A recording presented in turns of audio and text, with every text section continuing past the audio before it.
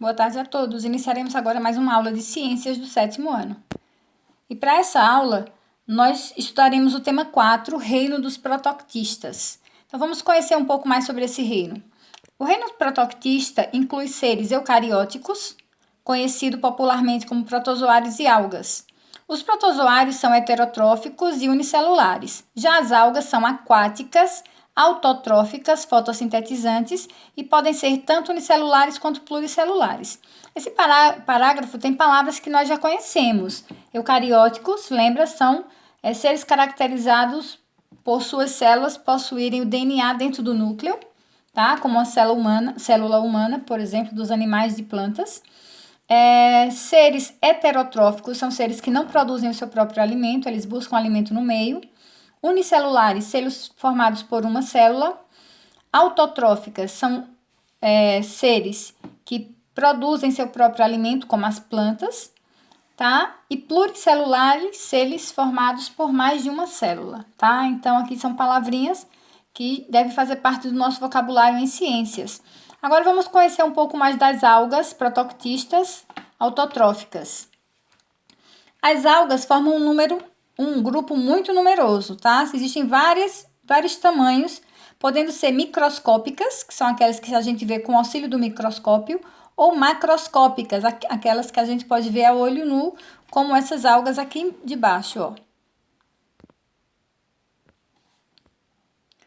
Todos nós já tivemos contato com algumas dessas algas, tá? Então, o corpo das espécies pluricelulares, denominado talo, pode formar filamentos, lâminas ou estruturas que lembram caules e folhas das plantas. Observem aqui as características. No entanto, ao contrário do que acontece nas plantas, os talos não são constituídos de tecidos nem de órgãos. Essa alga, por exemplo, é uma alga da espécie Uva lactuca e ela pode medir até 6 centímetros de comprimento, tá? As suas folhas. Aqui ela está bem ampliada. Vamos à próxima. Quando a gente pensa em alga, a gente pensa apenas em seres vivos parecidos com plantas. Mas vejam essas espécies de algas aqui, tá? São algas unicelulares, são algas formadas por uma célula. E a gente tem um exemplo aqui de uma dinoflagelada, de uma euglena e de uma diatomácea, tá? São 3 espécies de algas que nós só podemos ver com o auxílio do microscópio. Vejam a legenda aqui para microscópio. Então, as algas, elas podem apresentar uma variedade muito grande de tonalidades, além da cor verde. Então, além da clorofila que está presente, tá? Outros pigmentos também fazem parte dessa coloração das algas. E essa variedade de pigmentos é uma característica considerada no estudo e também na classificação das algas. Aí elas são classificadas também pelas cores. Entre as algas unicelulares, destacam-se as 3 que eu já falei. As euglenas, os dinoflagelados e as diatomáceas. E entre as pluricelulares, as algas que a gente consegue ver a olho nu, se destacam as algas pardas, que são as algas de cor amarronzadas, as algas vermelhas e as algas verdes. E as algas verdes, elas também tem várias espécies delas que também são unicelulares. As algas pluricelulares, elas apresentam estruturas mais complexas do que as unicelulares. E elas podem ter talos bastante especializados. E elas podem viver fixas no fundo do mar, em rios também, e também em pedras e outros substratos.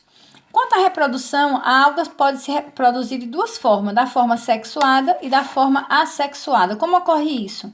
A reprodução sexuada ocorre pela fusão de gameta. O gameta feminino se funde ao gameta masculino, tá? E assim acontece a reprodução. E da forma assexuada, pode ocorrer nas algas macroscópicas por fragmentação dos talos. Então, os talos se partem, tá? E esses novos pedacinhos de talos, eles vão formar outros, tá? Por divisão binária. Então, vamos à próxima parte. Conheceremos agora os protozoários, protoctistas e heterotróficos, tá? Os protozoários podem apresentar hábito de vida livre, podem ser parasitas ou ainda viver associados a outros organismos. Os de vida livre são distribuídos por diversos ambientes, como rios, lagos, mares, solos úmidos e substratos lodosos, com lodo. Além disso, há protozoários que parasitam animais, inclusive o ser humano, e também plantas, causando-lhes doenças e problemas de saúde. Então, os protozoários, eles podem ser de muitos tipos. A diversidade é a classificação dos protozoários. Então, eles podem ser unicelulares e a complexidade de suas células pode variar muito entre as espécies. A presença de estruturas especializadas para locomoção e os tipos dessas estruturas são as principais características utilizadas para classificar os seres desse grupo, que são unicelulares, tá? Vamos ver agora alguns. Então, vamos ver. Eles podem se classificar em rizópodes, eles se deslocam, eles se movimentam por pseudópodes, que são falsos pés, e que são expansões do citoplasma. Esse processo também é empregado na captura de alimento, na chamada fagocitose, como, por exemplo, uma ameba. Os flagelados, que deslocam-se a partir de estruturas em forma de chicote, que são chamados de flagelos, como, por exemplo, uma giardia ou um tripanossomo. Podem ser ciliados, que se locomovem por meio de numerosos cílios, como o paramécio. E também podem ser classificados como esporozoários, que não possuem estruturas para locomoção. A maioria dos esporozoários são parasitas, como o plasmódio. Vamos ver essas três imagens. O A, um tripanossomo, da espécie Trypanosoma cruzi. Flagelado, eles se movimentam a partir dessa cauda, causam a doença de Chagas, por exemplo. O paramércio na letra B, que é um ciliado. Aqui em volta dele tem vários cíliozinhos parecendo um olho e ele se move a partir desses cílios. Aqui não dá para ver, teria que aumentar um pouco mais. E a ameba, tá? Onde ela se locomove. Pensa na amoeba, aquele bichinho que vocês brincam se vocês espalham. Então, é o formato de uma ameba ou de uma amoeba. E eles se movimentam, ele se move, né? Se locomove movimentando esses falsos pés aí. Tanto para se alimentar, ó, aqui ele capturou alguma coisa aqui no centro, como também para se alimentar. Então, vamos ver como acontece esse processo de alimentação, ó, de uma ameba, de uma fagocitose. Então, aqui eu tenho uma ameba. Então, cortando esse pedacinho da ameba, a gente tem aqui um pedaço do núcleo, o citoplasma, e aqui os pseudópodes, que são os falsos pés. Então, partículas de alimento, quando ela se encontra uma partícula de alimento, então ela engloba isso, fecha, e a partir daqui ela começa a fusão dos lisossomos a dissolver, digamos, a digerir esse alimento que ela englobou, tá? Esse processo chama-se fagocitose. E como é que se reproduz os protozoários? A reprodução dos protozoários o processo mais comum para essa reprodução é a reprodução assexuada, por divisão binária, que ocorre em rizópodes, em flagelados e também em ciliados. O núcleo de uma célula se duplica e, posteriormente, a célula se divide, originando dois indivíduos idênticos geneticamente.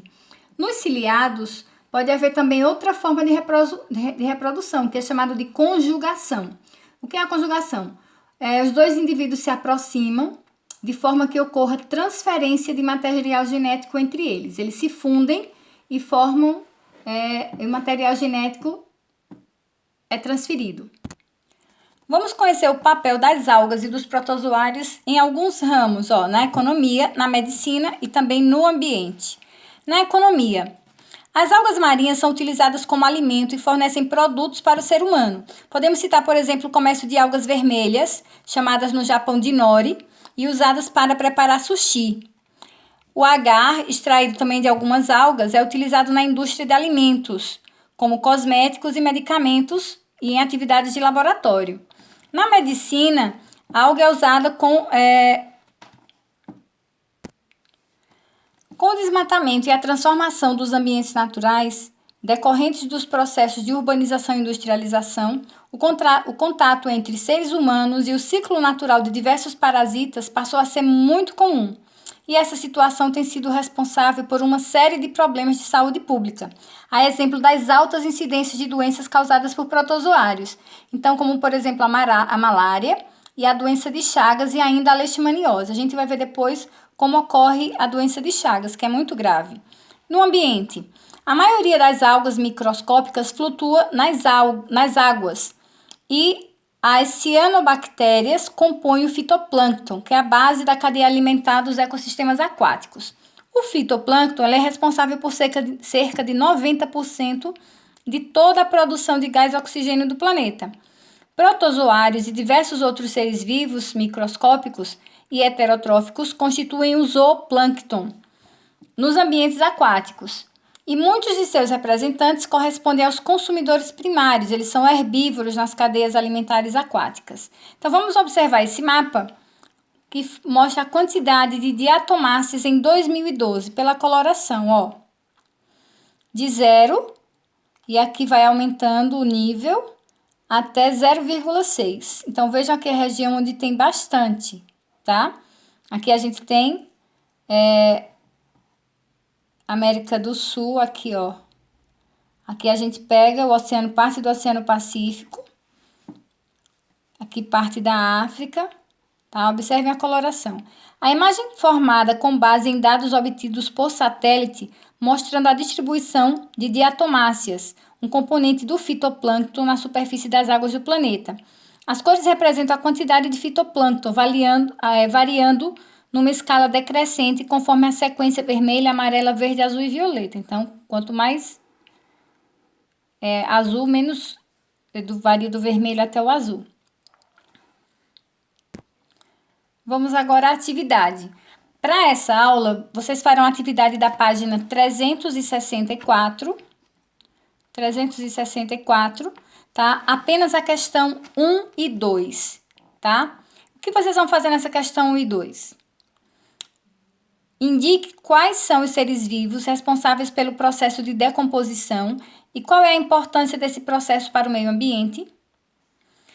O reino dos protoctistas apresenta seres com características diversificadas. Vocês vão dizer aqui quais são os dois grupos principais dos protoctistas, fácil. Caracterizar esse grupo, quais as características dos seres que pertencem a esse grupo e explicar como esses seres vivos interagem com os seres humanos, tá? Seja de forma benéfica ou de forma maléfica, tá? Causando doenças. Então, essa questão 1 e 2. Para isso, vocês vão voltar lá no início do tema, Reino Protoctistas, e vão ler novamente e atenciosamente todo o capítulo 4, todo o tema 4.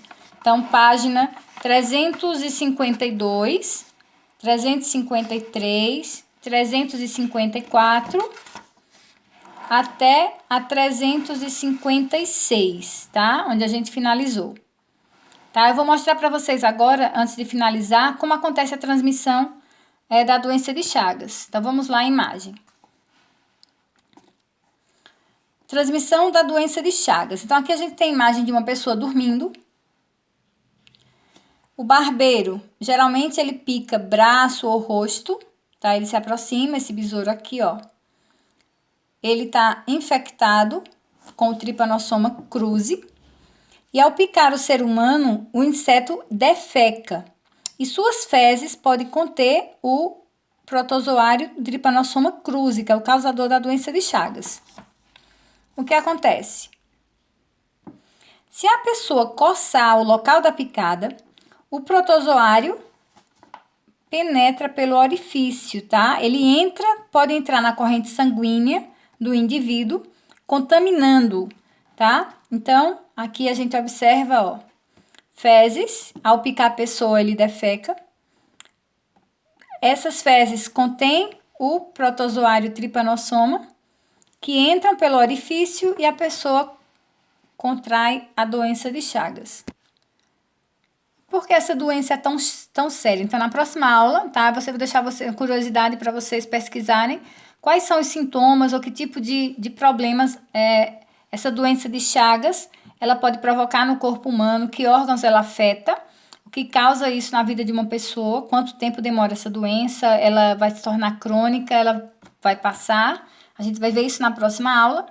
E vocês vão ler novamente toda essa parte das páginas até a página 356, tá?